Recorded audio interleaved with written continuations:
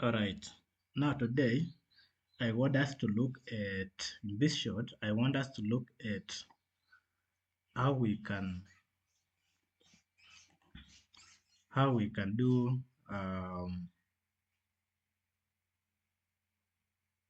how we can check the the data.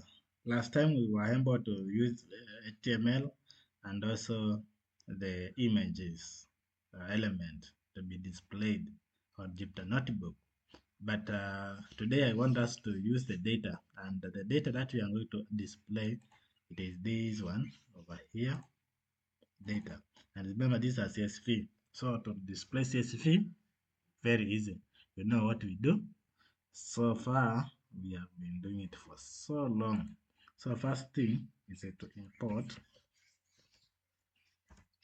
pandas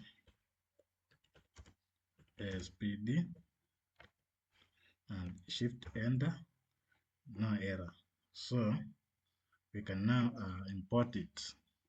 We can now use this one and import pandas.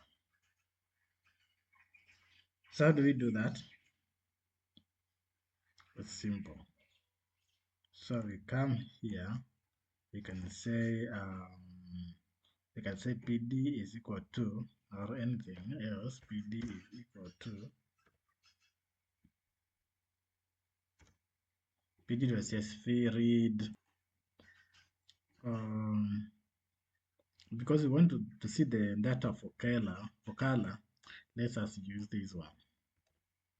Let us use the colors is equal to, then PDA read CSV, then data.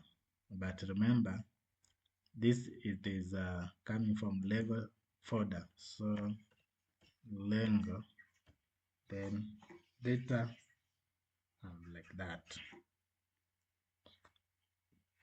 So we want to do first 5 head. So we can say colors